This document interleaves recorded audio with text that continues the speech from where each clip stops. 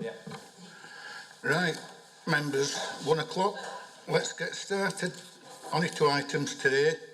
So, we'll do as usual agenda. Membership committee, it looks as though everybody's here that's supposed to be. Yeah. Minutes of the previous meeting, can we agree them as a true record? Thank you.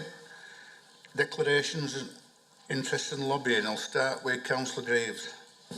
Lobbied by the applicant and lobbied by an objecting resident. Councillor... That's for the... 92801. That's the one. Donna? Yeah, item 8, by the applicant and an objector, lobbied, no action taken. Councillor Thompson? Item 8, same, lobbied by the applicant and no action taken. Councillor Pinnock? Thank you, Chair. Yes, item 8. Over the last few years, I've had numerous representations from local residents. I've made it quite clear on every occasion that I can't offer a decision, but I've given advice on occasions. I've also had a communication from the applicants the day before yesterday, I think it was. That's, yeah. Councillor Patterson? Yes, the same as everybody else. The applicant and an objector on 92801. Councillor Sokol? Yeah, same as I got a letter from applicant and email from the objector as well on the first application. No action taken. Yes. And myself, same. Application 2021-92801, a letter from the applicant, email from an objector, no action taken. Item 4, this is a public meeting. We are on YouTube, as gremlins have been sorted out. Item 5, any public questions? None, Chair. No. Any deputations or petitions? None received, Chair. Right, we'll move on to the applications. There were no site visits because over years gone by we have visited both of these sites. So we'll crack straight on. Item 8, 2021-92801. This is Victor that's leading on it. Thank you, Chair. Victor Grayson, Development Management Master Planner in the Majors and Minerals team. This is an application for the erection of 291 dwellings at land adjacent to Merchant Fields Farm. Members will be familiar with the site, having seen the previous application for a residential development of 267 dwellings early last year, and having seen a position statement and committee report in October and December last year relating to the current application. I won't repeat previous site descriptions in detail. These site photos and aerial images, however, do provide a reminder that the site is bounded by residential streets to the north and southeast, employment uses to the southwest, and undeveloped greenbelt land and Nanhall Beck to the east. And there's a wider aerial view. Members will...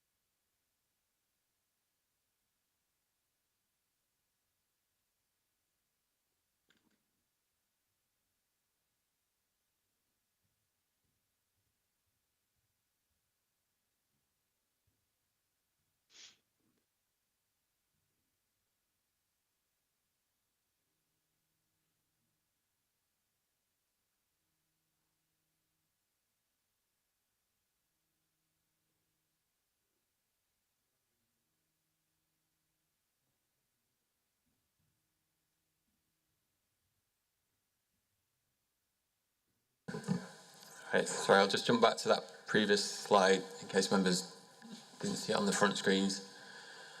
Members will recall that the site is allocated for residential development in the local plan.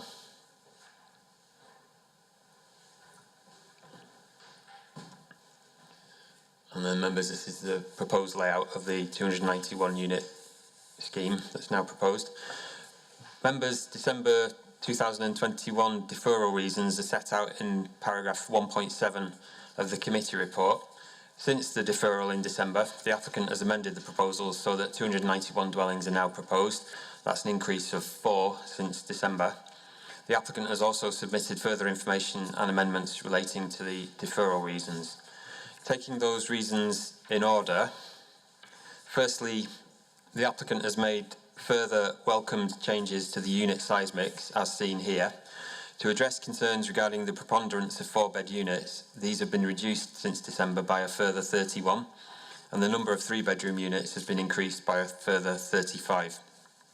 Overall changes to the unit size mix made since the previous application was considered are set out in the right-hand column. The proportion of units that would be detached is unchanged at 71%. Of note, although some of the recently introduced 3-bedroom dwellings would have studies which could potentially be used as bedrooms, these are small rooms, and as set out in yesterday's committee update, there are measures proposed to make them usable for home working. Although members will note that how the 4th bedroom is used in any unit is beyond the control of the councillor's local planning authority. The applicant has also correctly pointed out that in many 4-bedroom units, the 4th bedroom is often used as a study or workplace. Although the previous application was refused on housing needs grounds in relation to unit size mix and not on aesthetic grounds, there is now additional commentary at paragraphs 10.29 to 10.31 of the committee report explaining how the proposed development would be suitably respectful of its context, having regard to considerations other than typology and to the National Design Guide.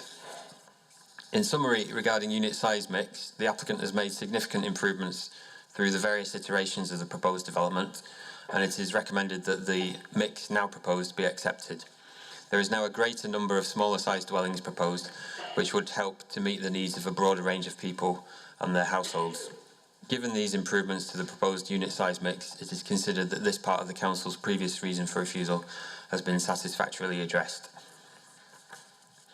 Regarding the site's important hedgerow, which was the second reason for deferral in December last year, members will recall that the day before the December committee meeting, the applicant deleted 85 metres of the hedgerow from the proposals, leaving unanswered questions as to where those 85 metres would be translocated to, and as to whether this allayed the concerns of Yorkshire Water, who had objected to the application. And this slide just clarifies where the existing hedgerow is located in the site, and it's classed as an important hedgerow under the hedgerow regulations. Regarding this hedgerow, the applicant has now clarified where those 85 metres of hedgerow would be translocated to. Members can see here the yellow lines in this eastern part of the site. Hopefully you can see my pointer. As well as the other yellow lines where other parts of the hedgerow would be translocated to.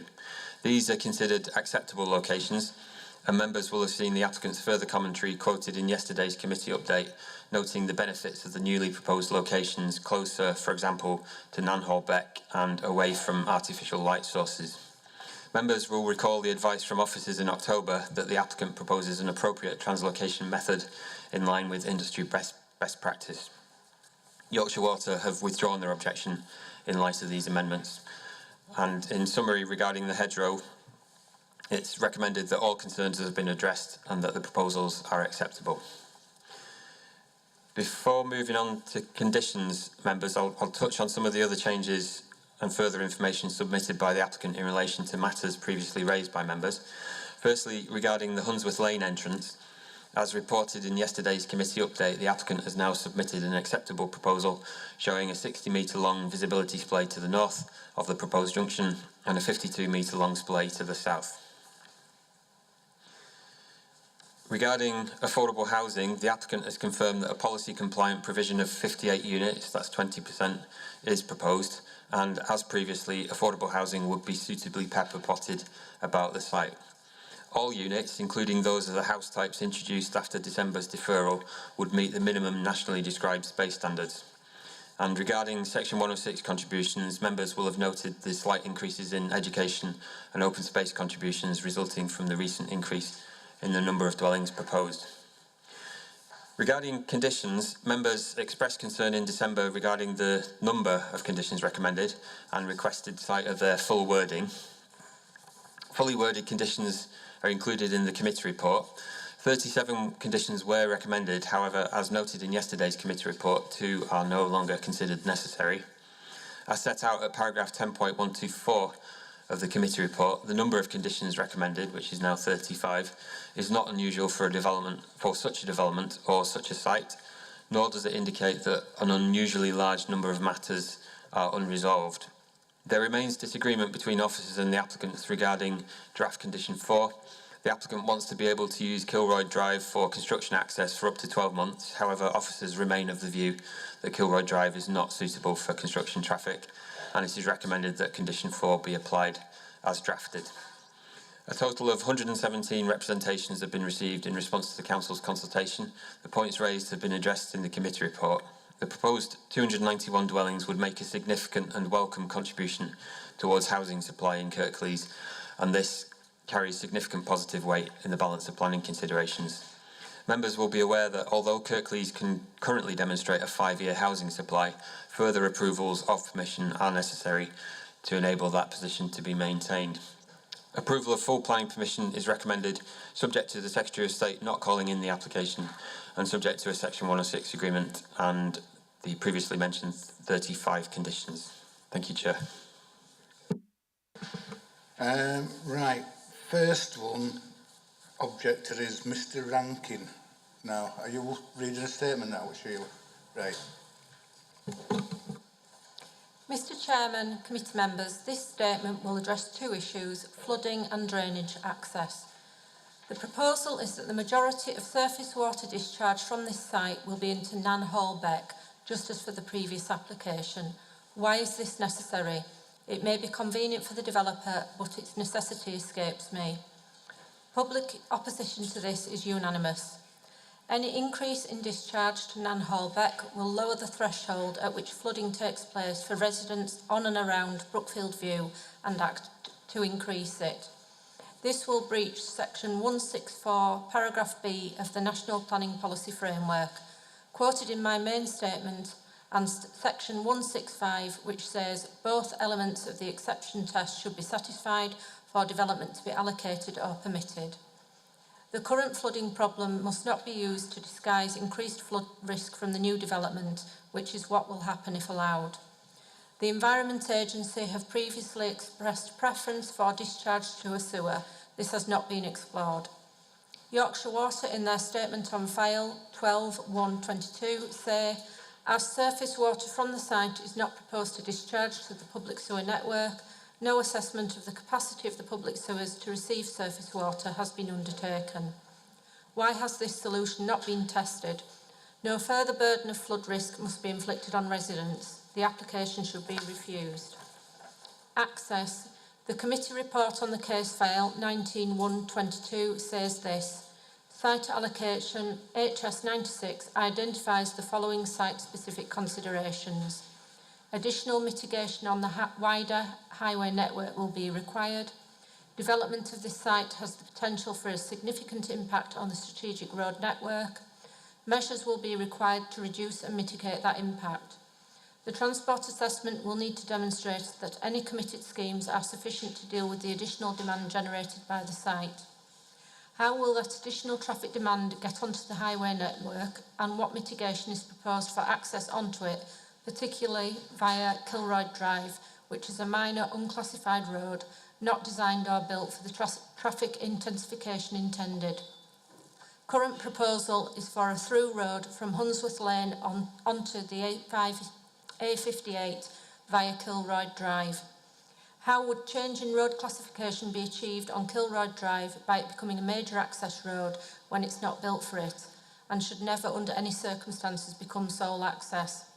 In my main statement, I have recommended no through road with works to facilitate highway safety and efficient movement at the A58 junction. This has not been considered. If previous traffic assessments are to be believed, then permeability can be transferred onto the wider road network and the site itself be divided into two. This will minimise impact on the strategic road network. Current scheme is not viable purely in access terms. Next, we've got Councillor John Larson. Thank you, Chair. The objections against this development are well known and were heard at length when it last came to committee. On that occasion, committee members were unhappy with the application as it stood then. We now have a resubmitted report that has sought to address the issues. The issues are quite handily outlined in the update posted yesterday, and I'll take them in that order. I'm glad that the update reports that development is now policy compliant in terms of affordable housing units. We might have expected that from the beginning, but I've been on planning committees long enough now to know not to be surprised by anything. The next item on the update is the additional statements from the applicant regarding the translocation of the hedgerow. The statement mentions that the additional benefits of fruit trees and wildflowers, but owns that it will need to take designated open space to do so, and that the finished result, if it survives, will be very different from the nature of the original hedge. Taller, wider, dotted with fruit trees is not conservation in my mind, but making it into something that could conceivably have been grown independently. When we come to the unit size mix that we mentioned, by officers earlier, basically says we'll keep the houses as they are, but pop some extra sockets in one of the bedrooms and market them as 3 bedrooms. There are a couple of issues I find with this. I think the main concern is whether or not it's enforceable in any way. I think it was alluded to earlier that it's not. They might be marketed as 3-bed houses, but at what price point? That's not gone into. Or will we see viability arguments, as we so often do when these things come back to us and say, no, we can't do that. We're gonna make them all 4-bedroom anyway. The next one of note is the disagreement between officers and developers on condition 4, the pre-commencement work on the access from Hunsworth Lane. The developers have maintained that they need construction access over Kilroy Drive for 8 to 12 months. This must not be allowed to happen, just outright not allowed to happen. I've seen firsthand the misery caused when construction traffic uses inappropriate roads. It invades people's lives. They are subject to terrible disruption through noise and parking and muddy roads, and the enjoyment of their homes is ruined, sometimes for good. Outside of that update, we are still left with the matters of concern around local flooding being exacerbated, ditto with air quality and traffic congestion, matters I still don't think have been addressed fully. The history of the applications is a sorry one. One has been refused, the other deferred, seeking more information. There seems to be a pattern here of bare minimum or take it or leave it. This green site, like others through the borough, was brought forward through the local plan to attract premium development. Not something I agreed with at the time, but I can understand it. And now this is what we have. What I can't understand is why applications are brought forward in an incomplete state and why we have to drag the basics out of them. There are over 30 conditions recommended by officers in the report. If you decide that you've seen enough to convince you that we're getting the very best out of this application, can I ask that any amendments to conditions come back to this committee and that you have oversight of them? Personally, I'm not convinced that the applicant has addressed the issues fully, and I think that together, on balance, the decision for me would be to urge you to refuse the application. Thank you, Chair. Next is Councillor Kath Pinnock.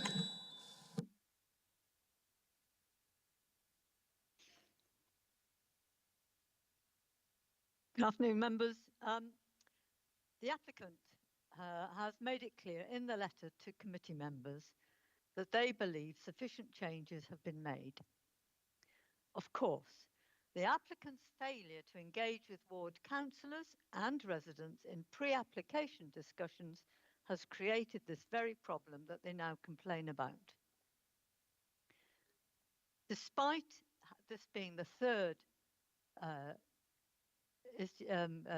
for the committee to look at, application for the committee to look at, there are still substantial issues that need to be addressed.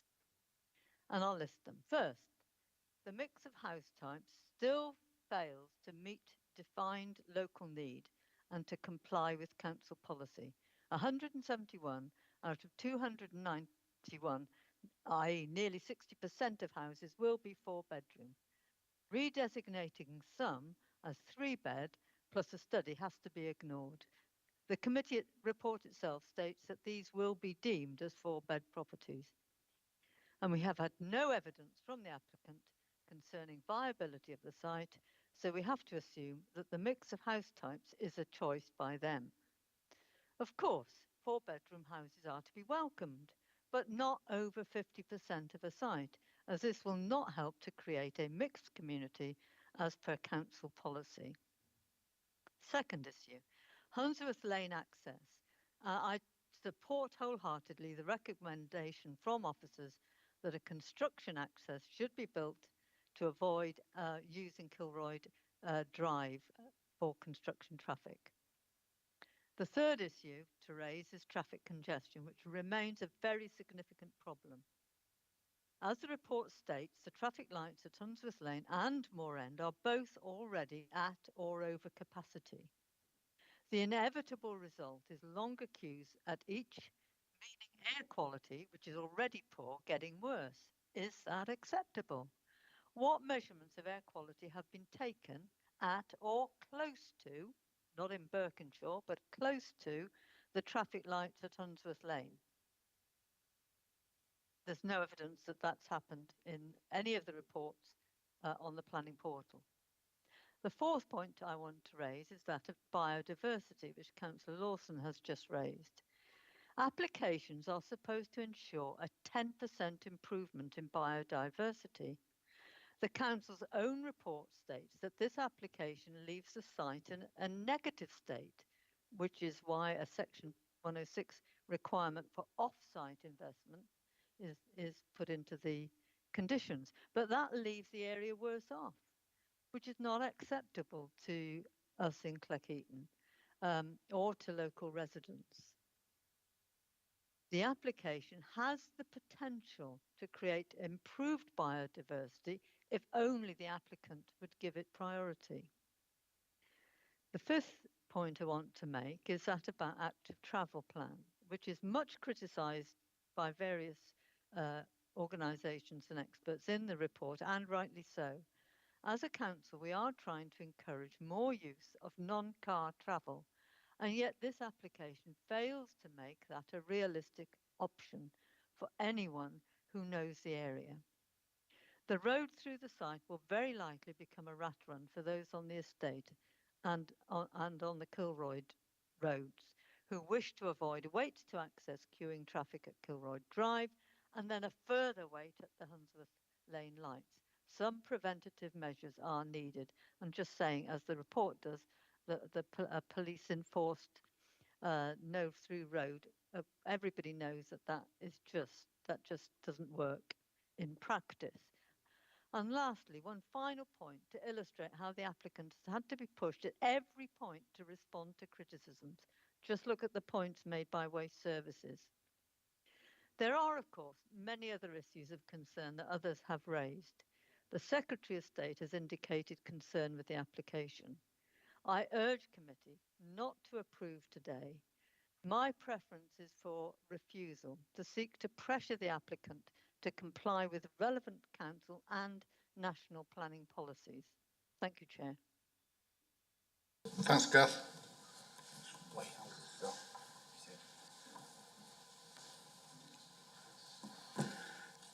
Next up, we've got Rachel Flounders.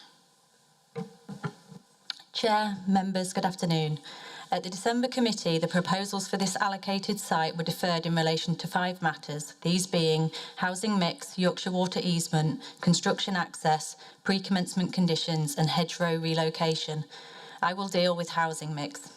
With regard to the housing mix, the first thing I would ask members to note is that there is no local plan policy which sets out a specific housing mix for allocations. Where local authorities seek to prescribe a particular housing mix, it is practice to set out the mix in the specific policy in the adopted plan. Policy LP11 of the local plan is the policy on housing mix. Its only requirement is for development to provide a mix of housing suitable for different household types, taking into account the latest evidence of need for different types of housing. The proposals meet this policy request, which is a mix of housing for different household types. The Council's evidence base on housing need is in the SHMA, which is now 6 years old and predates the pandemic and the significant shift in housing requirements that it has caused. The SHMA can hardly be considered to be up to date. In the absence of a policy which prescribes mix and up-to-date evidence on housing need, a rejection of the proposals on mix would be very difficult to substantiate. However, in trying to agree a negotiated solution, Harron have listened to members' concerns. Harron have increased the number of 2- and 3-bed properties from 76 in the original proposal to 106 in the scheme considered in December. And following the deferral, this has been increased again to 141, with 2- and 3-bed houses now making up nearly 50% of the proposal, a mix that was requested by officers. Members' support for the proposals would therefore be welcomed and would aid housing delivery, which should be a priority for Kirklees, which continues to fall short on the housing delivery test and remains an area where an action plan is required to boost supply. Delivery is also key to maintaining the 5-year housing land supply. The Council's case is that the supply lies at 5.1 years, which is fragile at best, and that 5.1 years includes this site. This supply was challenged at the recent Granny Lane appeal in December, with the appellants demonstrating it was more like 4.3 years supply. And whilst the outcome of that appeal is awaited, it is clear the 5-year supply is vulnerable and delivery on this site will help to address supply issues. Approval would also help to deliver 58 much-needed affordable homes. The SHMA identifies an annual imbalance of 1,049 affordable homes between 2014 and 2019. During this period, there has been a shortfall in affordable housing delivery of some 4,722 dwellings. The level of affordable housing needs is acute, and approvals are necessary to help address this. In the context of policy, the changes made to the mix and the benefits the scheme brings, I would urge members to support the proposals and facilitate much-needed market and affordable housing delivery. Thank you. Thank you, Rachel. Next, Suzanne Mansfield. Chair, members of the panel, thank you. Thank you for letting me speak in support of the scheme, and I will deal with matters in relation to the hedge and biodiversity. We have worked to address the concerns raised by councillors in respect of the proposals to translocate the double hedge on site. The 85 metres length, which needed to be repositioned due to the presence of an easement, will not be lost, but will be moved in its entirety to new locations with the same area of proposed open space, which wraps around the southern site area. I have considered the new positions from an ecological perspective and can confirm as an experienced ecologist these are entirely suitable alternative locations which will not prejudice the ecological value of the hedge. For example, the area to the east will enable the translocated section of the hedge to be well integrated into the proposed habitats centred around the community orchard, where there is also linkage to the Nanhall Breck. I mentioned allowing the hedge to grow out because that is an ecological management objective, and it will enable the hedge to become more valuable. In the south, there is an opportunity to develop a more ecologically interesting area of meadowgrass and trees and scrub habitat along with native woodland. All areas of new habitat and the translocated hedge will be managed with habitat and wildlife value in mind to provide better, appropriate for opportunities for wildlife in the form of foraging, resting and nesting habitat. This will be a benefit over and above the current situation. All locations are away from potential disturbance from built areas, which will also be a benefit. I am satisfied that all the requirements to enable the translocated hedge to achieve its full potential as a valued habitat resource will be met on site. Thank you. Next is Jason Pritchard. Good afternoon. The cloud chairman was just reaffirm the following point.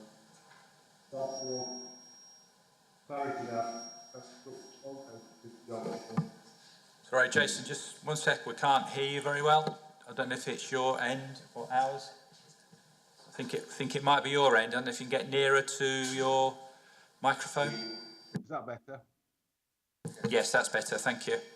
Okay. Good afternoon, Chair and members. For clarity for the members and the Chair, we will just wish to reaffirm the following points. First off, the Yorkshire Water easement.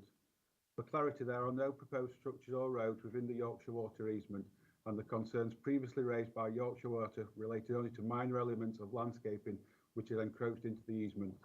These have been resolved prior to the December 21 committee, but this was unfortunately not relayed to members at committee. Hello? Yeah, fine, Jason. Carry on. Okay.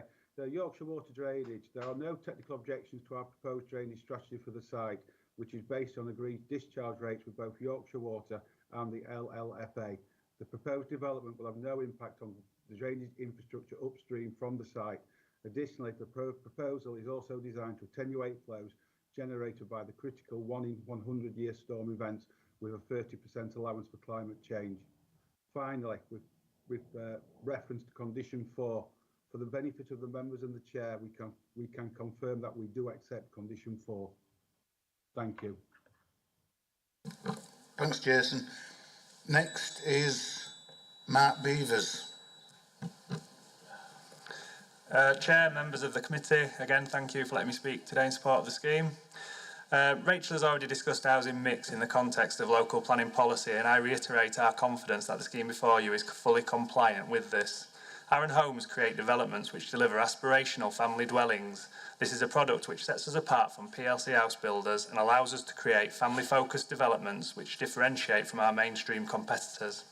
We understand the need to comply with local and national government policy in relation to housing mix, and the scheme before you achieves a balance between delivering a mix of housing types, 2, 3 and 4 bedroom units in detached, semi-detached and terraced form, whilst retaining the individuality and character of the development.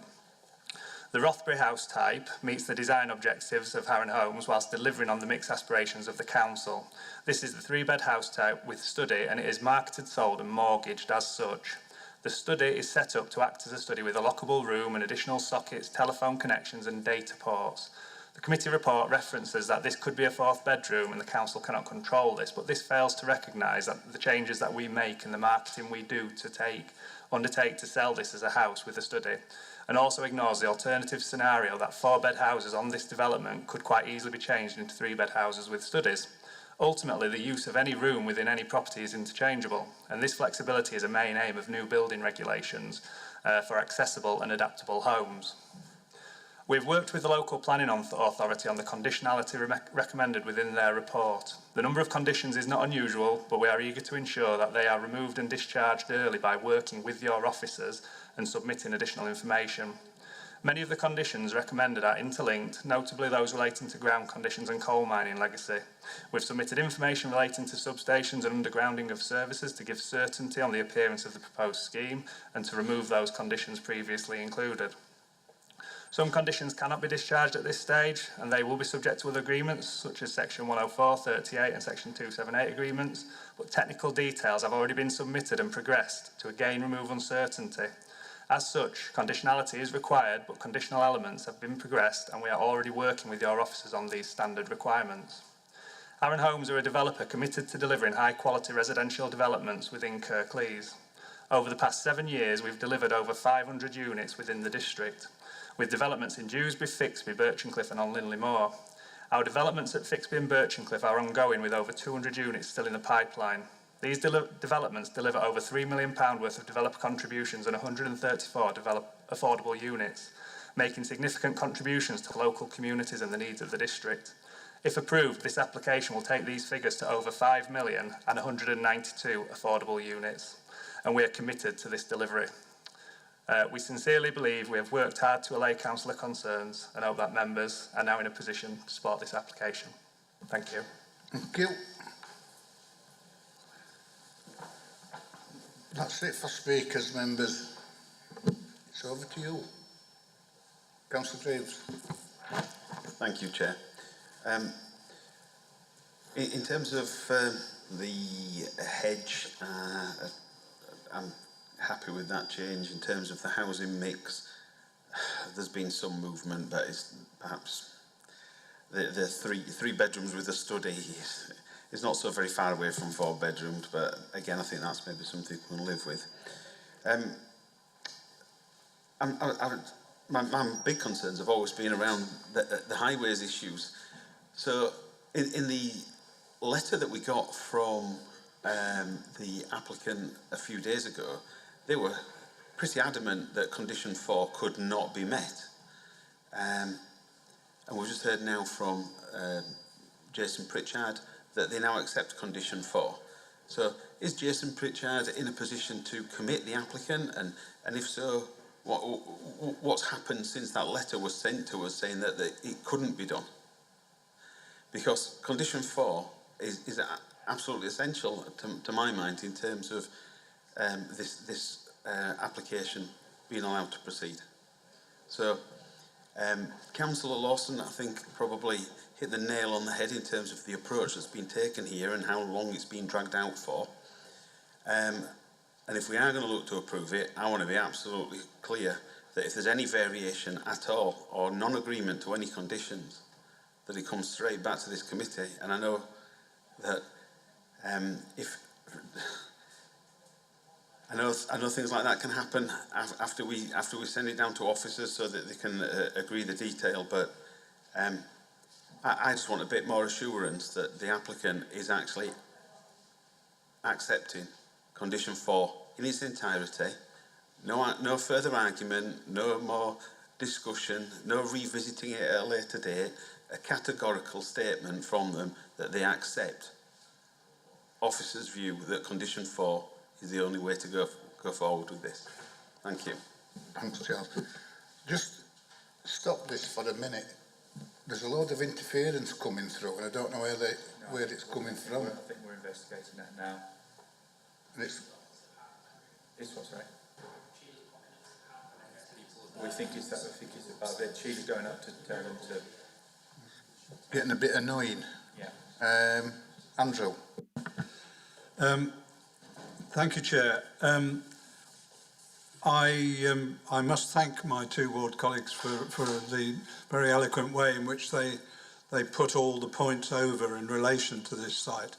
As they say, this has been going on now for quite some time, and it would have been good if the applicants had entered into a pre-application discussion either with members or local residents, or preferably both, because that has the ability to iron out a lot of issues, as has been seen from our experience with other sites in the ward. Right, firstly, the housing mix. It's all very well the applicants quoting what it says in the local plan, which is to provide a mix of housing suitable for different household types, taking into account the latest evidence of the need for different types of housing. Well, I beg to differ, and I think that what we've got, well, I don't differ with that. Sorry, I agree with that. But my interpretation of it is not the same as the applicants, because I think they are not providing a mix of housing that is suitable for local needs. And I think that we as a council could probably provide much more up-to-date evidence to back that up than what's been quoted. I just think there is a danger that if we have too many detached 4-bedroom houses, it will create a community of its own that won't integrate very well necessarily with the surrounding community. That's the problem. And yes, I know it's a matter. It could be a matter of opinion, but I think the whole point of having words in the plan to say that plans should respect the local surroundings is to try and avoid that kind of outcome. The hedgerow, maybe I have slightly different opinions from others, but it does seem to me that we may have got something which could work on that score. Even if what we end up with isn't a hedgerow, but a copse or something, or a thicket or something like that, it will nevertheless, or could nevertheless, be valuable habitat, and it might go some way to avoid the negative biodiversity score that this site seems to have got, which I think is a black mark against it. Access points. Well, I wholeheartedly support the officers digging their heels in over condition 4, because I think that to have construction traffic, and you've only got to think what that might involve, some very large vehicles which could do not very nice things to the road.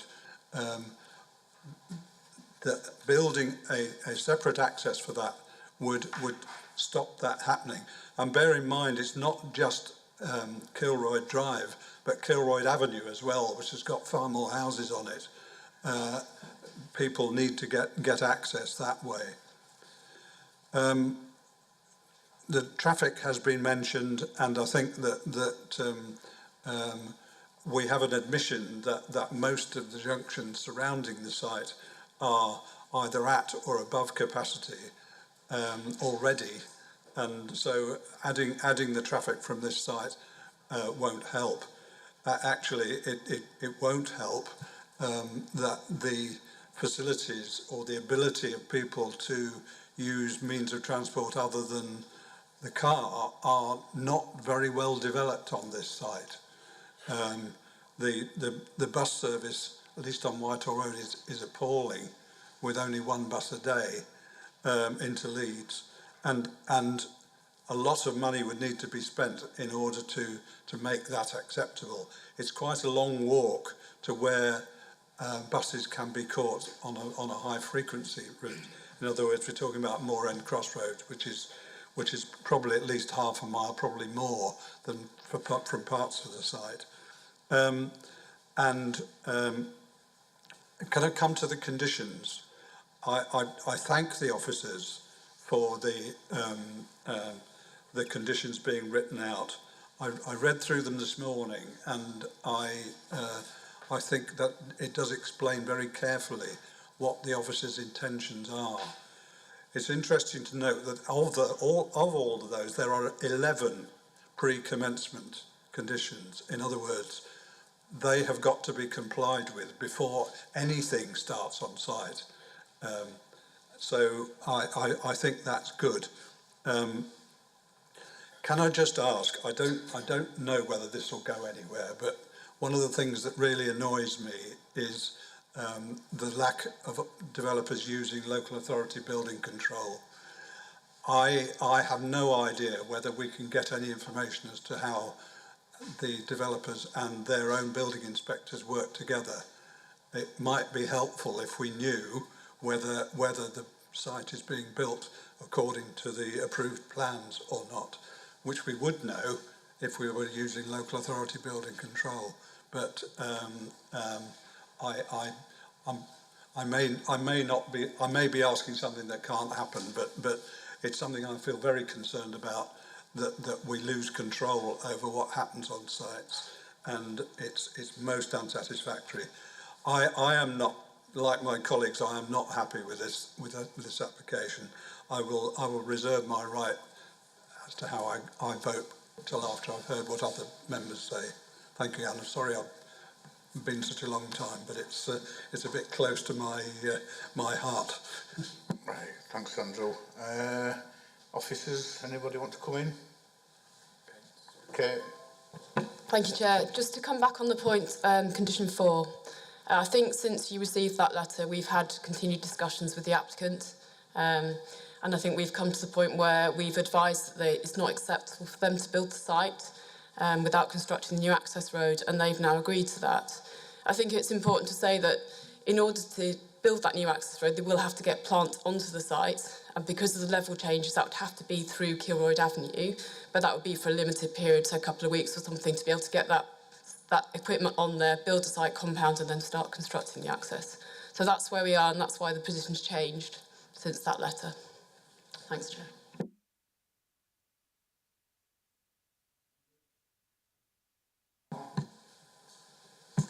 Thank you, Chair. I listened to my committee members, and listened to my colleague, Councillor Andrew Pennick. Andrew is happy with some of the changes have been made with regard of the relocation of that hedgerow and the mixture of housing and some other things. Well, Andrew is not happy with the bus service. Well, I don't know. It's under control of a developer or the council. It's up to the transport company. If they see that there are some population moving in certain areas, they should put some extra buses on the side. We can ask the company. Andrew is on the transport committee, I think, as well. No, you used to be, yeah. Anyway, I think, Mr. Chair, this application is third time now in front of us, I don't think we can carry on to defer it or to refuse it. We ask the developer to come back to address our members' concern. I think applicant has come back. He made quite few changes in accepting members' concern. This housing mix, I'm quite happy with the housing mix. A big increase on the unit 2 and 3 bedroom. But 4 bedroom have been decreased by 41 units. That's a big accepting of members' concern. But again, Mr. Chair, we should not ignore, there are average families in these days with a good standard, they need at least 4 bedroom houses. Average family can't live in that 2 or 3 bedroom with their 3 or 4 children. They need some houses. We can't say there should not be any more 4 bedroom, but this is a very reasonable, I think, mix. Mr. Chair, with regard of the access, I know that they want to use the Kilroyd Avenue, the Kilroyd use for the first 12 to 18 months. But again, I'm quite happy with the developer. He said to give members certainty that course of action will be followed. We are happy to accept the concern which restricts the number of occupied dwelling on the development to 50 prior to the construction of the junction. I'm quite happy with that, So no, people should not, no more than 50 dwellings should be occupied before we see this construction of the junction. Mr. Chair, I read very interestingly the section 106 contribution. I'm quite happy with the content. It's very reasonable. It's more than I hope,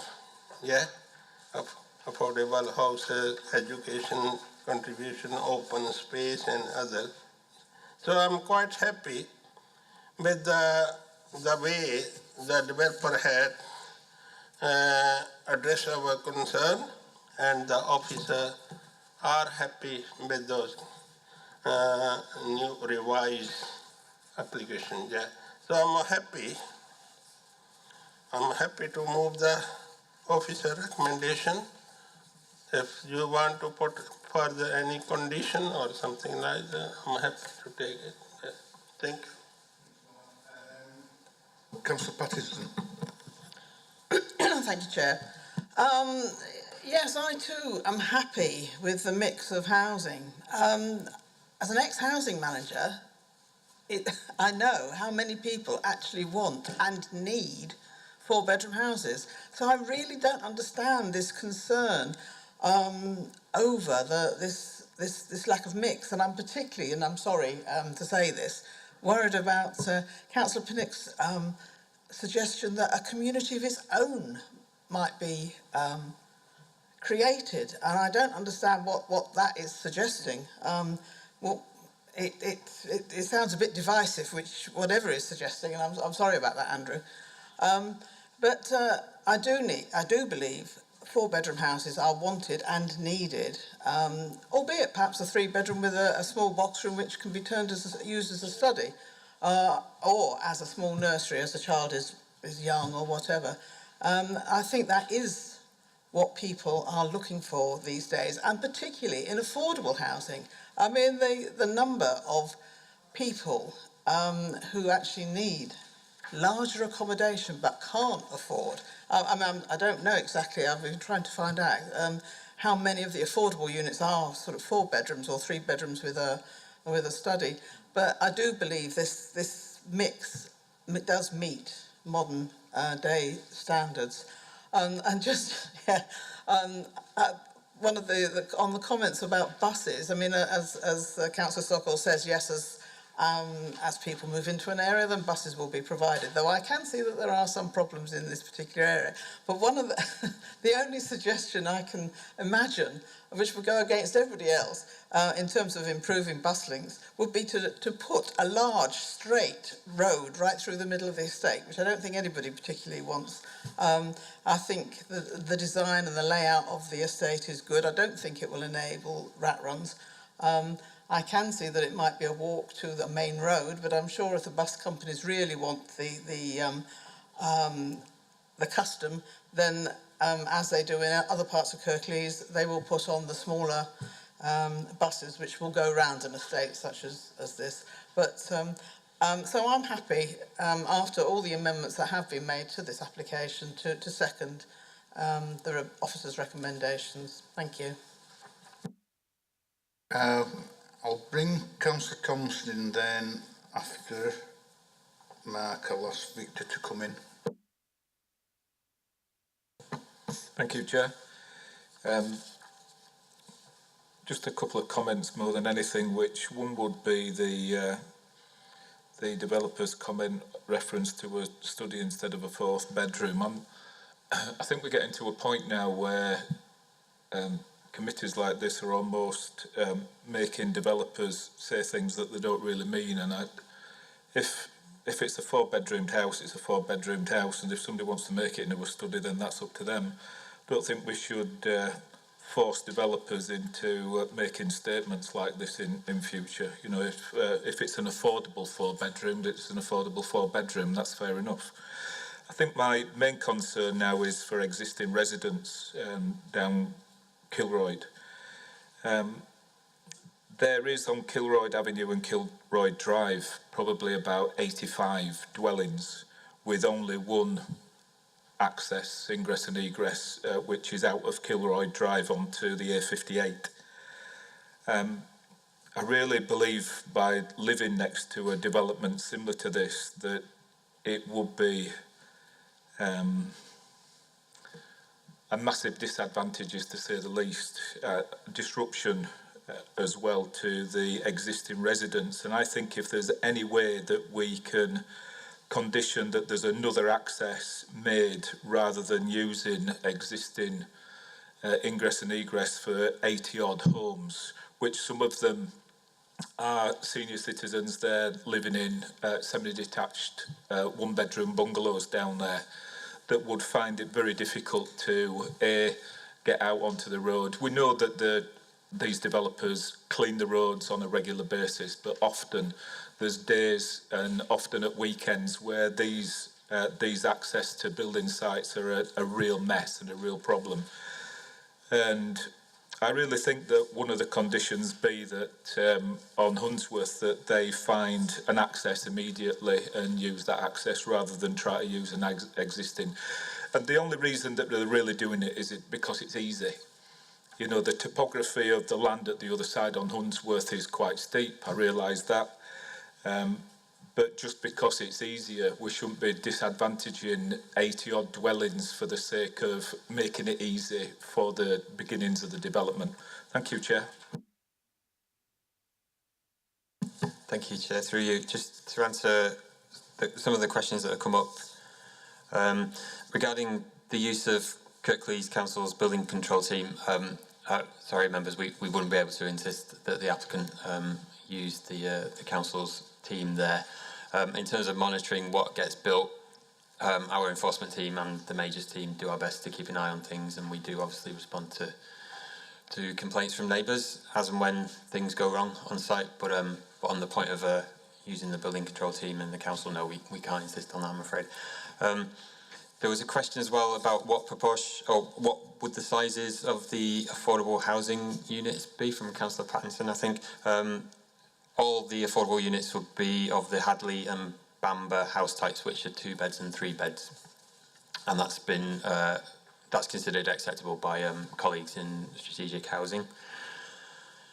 Regarding condition 4, Councillor Greaves was asking for a categorical confirmation that condition 4 is agreed to. I can't speak for the applicants, but the member of the applicant team who confirmed that condition 4 is agreed to is from Harron Homes rather than a peripheral consultant within the applicant team. So I think we can take that as an acceptance directly from the applicant that condition 4 is agreed to.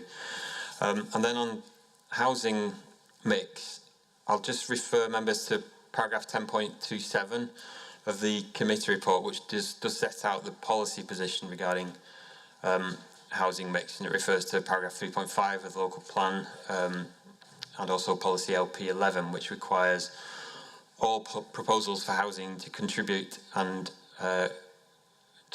to and create mixed and balanced communities in line with the latest evidence of housing needs. That latest published evidence is the Kirklees Strategic Housing Market Assessment 2016, which does say that within the private housing sector, the highest requirement is for 3-bedroom houses, but it does also say that there's a significant requirement for 1, 2 and 4-bedroom houses. That same document, the SHMA we call it, does also though note that within the Batley and Spen housing area, it divides the borough up into sections. It does say that aspirationally the greatest demand for houses in the private sector is for 4-bedroom units. I think that picks up on everything, yeah, Chair, but if there's anything else, please let us know. Okay.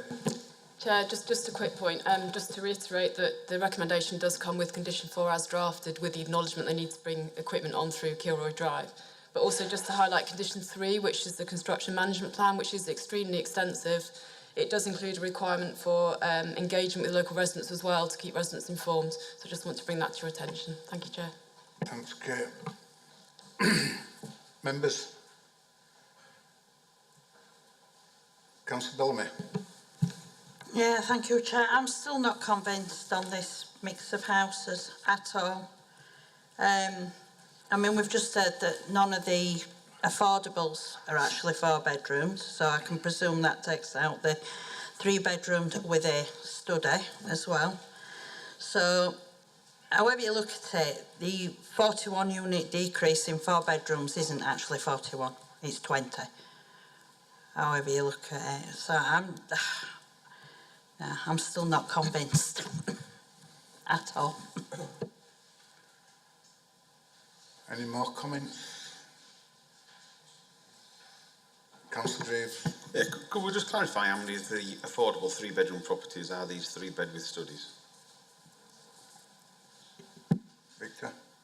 Through you, Chair, no. The Hadley and Bamber house types, which make up all the affordable housing in this scheme, are all, I don't know what the right word to use is, properly 2 beds and properly 3 beds rather than 3 beds plus a study Plus or a study. 2 beds plus a study. I think it's a bloody good play on words, to be quite honest with you. It was pointed out to me last week, I live in a 3-bedroom detached house, but we've got a garage that adjoins the house, and if I want to, we can put a window in, take door out, and it's 4 bedrooms. It's still the same. You know, marvellous. I'm afraid it's being moved and it's being seconded to accept this. But one thing I do want to really tighten up, though, is the condition 4.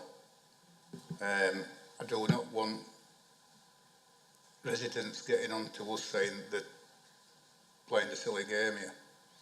So I want that to be as tight as possible, that if Kilroy Drive is to be used as a way in, that it is only for a very, very, very short period of time, and we watch it, and I mean watch it carefully, because I really don't like the fact that you've got heavy goods vehicles going up and down the small road like that. And like Councillor Thompson said, it is not fair to residents that are going to have to put up with this, what, 6 days a week? If I might add to that, the recommendation from officers says effectively if there's a breakdown in the Section 1 agreement or changes to conditions, that's going to go to the Head of Planning and Development to decide whether to refuse it or to permit it. I'd like that striking. I'd like it to come back to committee. Any variation on the Section 106 agreement, any variation on the conditions, back it comes to us. All right, okay. Chair, if they need to formally amend a condition, it would be a Section 73 formal application anyway, and if that's requested to come back to committee, that's how we'd have to deal with it. We'd discuss that with the ward members at the time. Right. So there we have it. I don't think anybody's happy, really. Not 100%, because I'm not, but there's no that we can refuse it for. And I really don't think there's a great lot that we can defer it for again. So it's been moved by Councillor Sokol, seconded by Councillor Pattison, so we'll go to a vote. Thank you, Chair. Can I just have clarification in relation to the proposed amendment from Councillor Greaves on the basis of the proposal from Councillor Sokol and seconded by Councillor Pattison to proceed with the recommendation as outlined in the report? How would we handle that request? Chair, I think our understanding it wasn't a request for an amendment, it was a request to move the item. Is that right, Councillor Sokol? No, I'm talking about that Councillor Greaves made a comment about wanting to come back to committee if there's any variation in the Section 106 agreement and any changes to or amendments to the conditions. Is that correct? That's what I heard. We provision like subject to the change of the condition, yeah.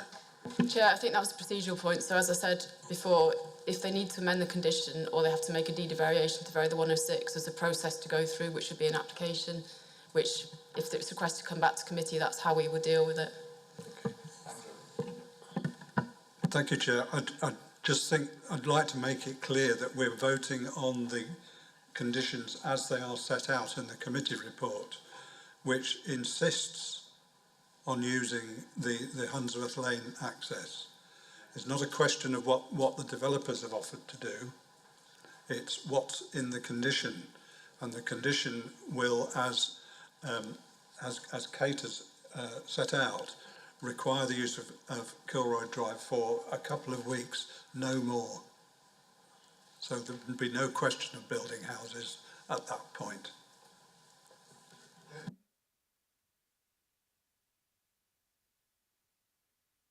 Chair, is it possible for me to come in?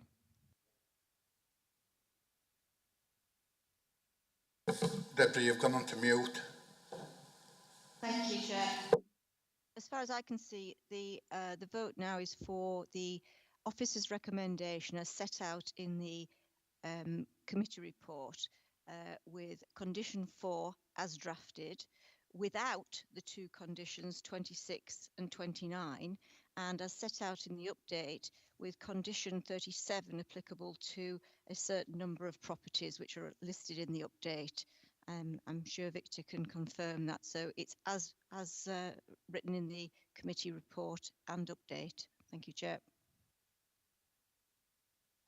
Thank you, Chair. Through you. Yeah, just to confirm what Deborah just said, in yesterday's committee update, members will have seen officers' advice that conditions 26 relating to electricity substations and 29 relating to overhead electricity lines no longer need to be applied because the applicant in the last week has submitted drawings that provide the information that obviates the need for those conditions. So the recommendation is to apply all the conditions listed in the committee report minus conditions 26 and 29.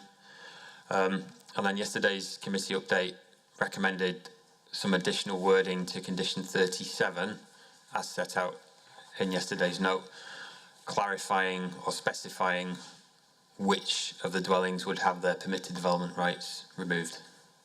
And that's recommended because members, I'm sure you're aware that the government is very insistent that conditions be specific and clear.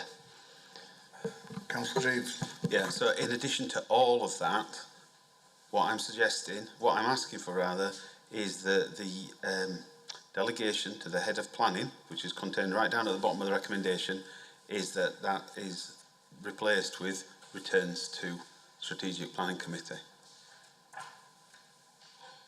Chair, I think you mean if it's changed before we issue this decision, don't you? Which is fine. I think what we've said is the recommendation is as it is.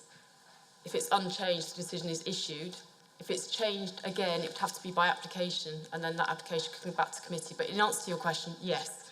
If there's any changes to the condition, we'll bring them back to committee. Okay, so we'll proceed on that basis then. Just bear with me. Right, so if we start, please, then with Councillor Greaves. For.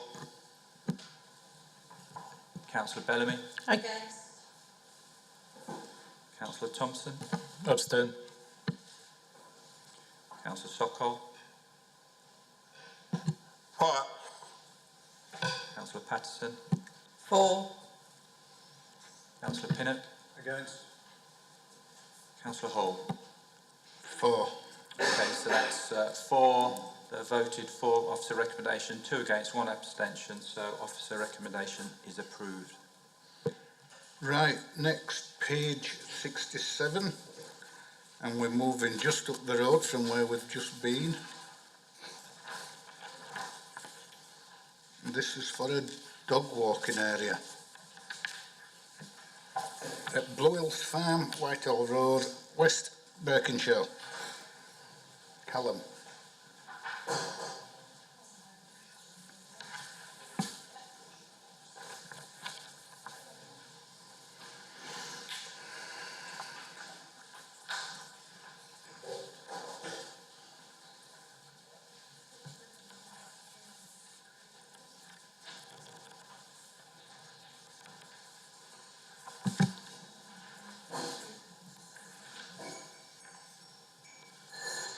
Thank you, Chair. Good afternoon, members. My name is Callum Harrison. I'm the case officer responsible for this plan application for the change of use of grazing land to dog exercise area at Blue Hills Farm in Birkenshell. On screen now is an aerial imagery of the site. As always, a red line shows the application site.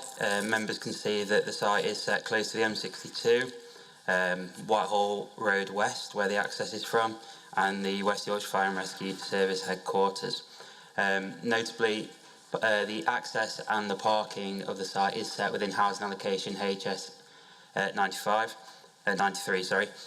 That benefits from outline permission up until December 2022. No formal reserve matters application has yet been received.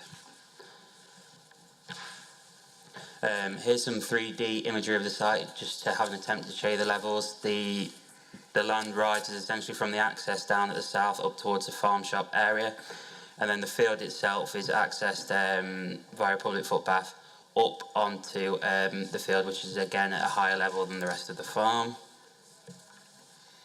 As you can see by the photos on screen now, it is an undeveloped field. It is currently split into 2, but that would be removed. These photos on screen show the existing access and existing parking areas. These currently serve the play barn and farm shop itself. There's no proposal to provide any different access or parking. It simply utilise these existing facilities. And then on screen now is the submitted site plan. Members may note that this slightly differs from the red line that is in the report.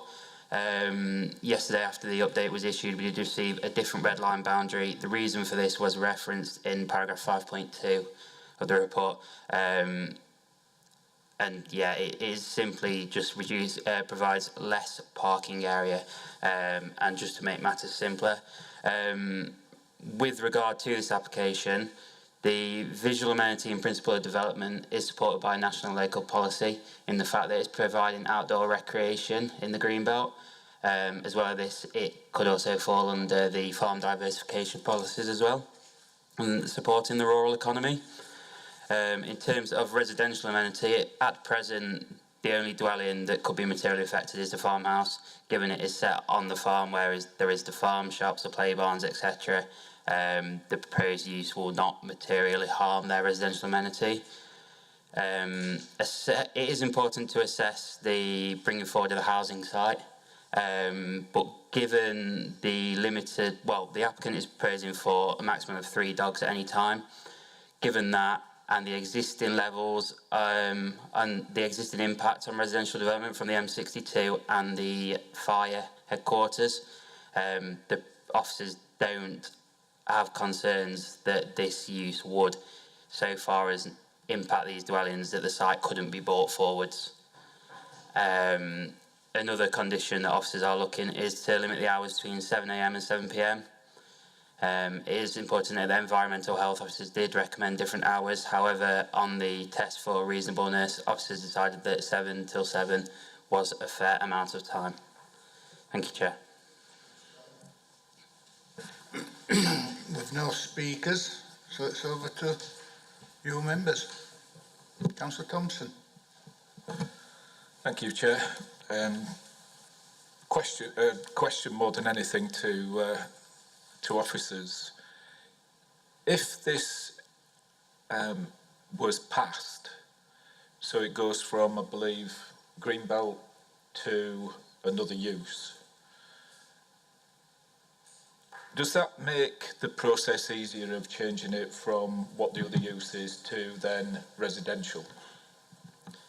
Through you, Chair.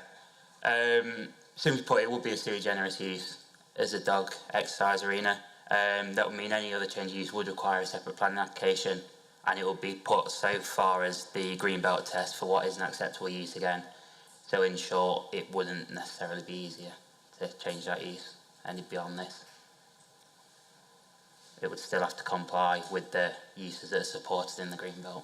Right. The only reason I asked, Chair, is because the challenge that they've had in selling the designated land for building, and just wondered if this is just part of the process to get a bigger plot of land to make the whole process easier to sell. That's all I'm thinking, being the sceptic that I am and living round the corner from there. Thank you, Chair. Chair, just to clarify, it's still greenbelt. It stays as greenbelt. So any application, if they wanted to put housing on the greenbelt, will still have to go through those tests. Councillor Graves. Thanks. I have some sympathy towards the environmental health request, especially with this being a new use. And I wonder whether or not to give them the longer hours on a temporary basis, to demonstrate that there actually isn't going to be an effect, or whether or not we give them the shorter hours and invite them to come back. I'd like officers' comment on that. And then just, I guess I'm looking at 10.9 now, so I understand exactly where environmental health are coming from with this query. I can't remember the exact geography of it, but I'm not sure if any present officers were involved in the case, but there was a kennels up above Hunsworth where we approved a residential development right next to it and failed to put a condition on the builders to introduce mitigation and acoustic measures to protect the residents from the very long-standing kennels. The net result of that case was that after the developers had built the houses, taken the money and disappeared, the residents started flooding the council with complaints. The council decided then to direct the kennels to put up at their cost all these measures, with the final result that Kirklees ratepayers ended up paying for the whole lot and everything. Now, what I'm reading from this case is that environmental health are concerned that that's a possibility for the future, and I take the case officer's comment that actually where we're at now isn't the appropriate position. But this absolutely needs to be on the notes. We've got outline permission now, we don't have reserved, but if those reserved matters come forward, that issue needs to be fully addressed. And it may be that if it's surrounded by the motorway, the fire headquarters and a dog walking exercise, maybe they're going to need to put quite a lot of barriers and planting around it to make it a bit more desirable. But that's one for the future perhaps, but the one I'd like an answer on now is whether or not we can do something on the lines of some temporary hours, just so we can see that there isn't an adverse impact.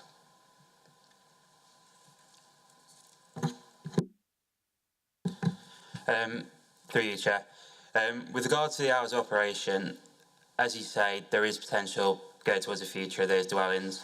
At present, as set out in the report, there is no dwellings that can be materially affected, hence the longer hours than necessarily requested. But members are open to change those hours if they deem those reasonable as per the tests. Thank you, Chair. Thank you, Chair. Just a couple of things on the Blue Hill Farm. One is that using the same car park, they have a fresh fruit and veg stall there on the left-hand side. They have a lot of goods outside. They also have a butcher's department in there and a cafe. And the other thing is as well, on the right-hand side of the proposed site, there is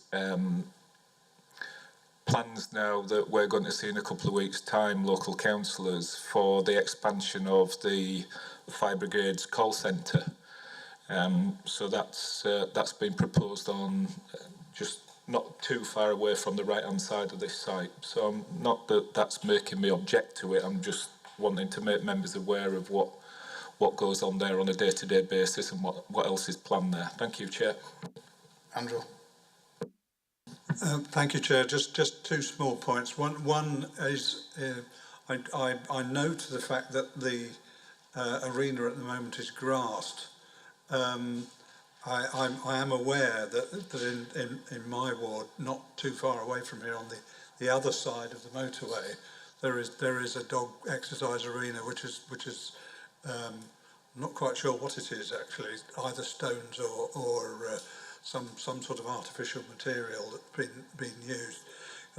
The point I'm sort of getting at is, what do you do about tidying up after dogs? If I can put it as delicately as possible.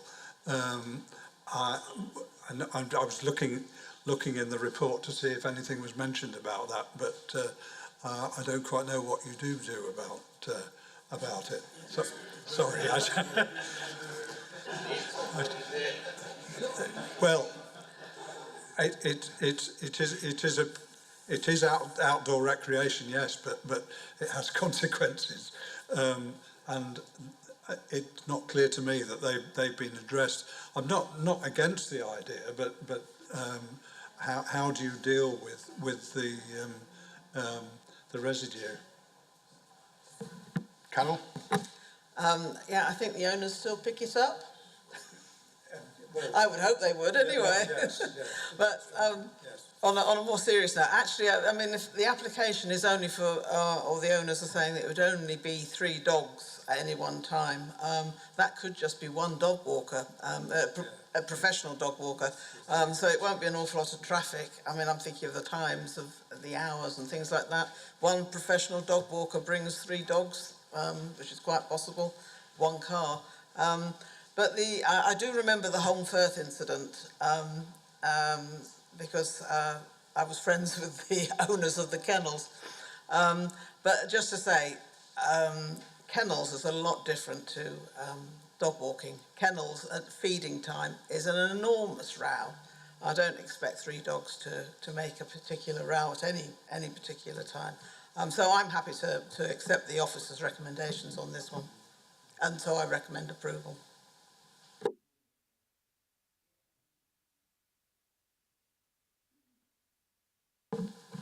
Councillor Bellamy.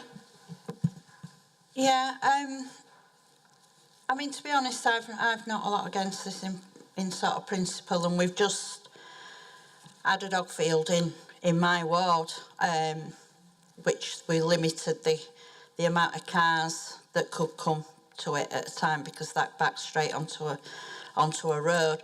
My only concern with this was I'd hope it's made absolutely secure, because I would hate for dogs to end up on the M62. Because I could see that being a real, you know, a real recipe for disaster. I would hope cleaning up after the dog's done its doo-doo would be down to owners. I certainly clean up after mine, so I would hope owners would clean up after theirs. So, like I say, to be honest, I've nothing really against it. I just want to make sure that it is completely secure and that no dog can run off onto M62. Chair, just to come back, I think Councillor Patterson's actually just said everything I was going to say, but I think the bottom line is we feel the conditions are reasonable given the level of 3 dogs, and my experience of these fields, they are mostly used by dog walkers who are picking up people's dogs and using them professionally where they're not sure if they're going to come back. And I think in terms of dog waste, it is private land. You would expect the residents to pick them up, and then they can be collected in the household waste. So that's generally how they'd be dealt with as part of that process. So thank you, Chair. There we have it. It's being moved, but it's not being seconded. Right. Go to a vote. Okay, so this is voting for the recommendation as outlined in the submitted report. So we've got Councillor Greaves. For. Councillor Bellamy. For. Councillor Thompson. For. Councillor Sokol. For. Councillor Patterson. For. Councillor Pinnock. For. Councillor Hall. For. Okay, that's unanimous, and officer recommendation is approved. Right, members, that's it. Short one today.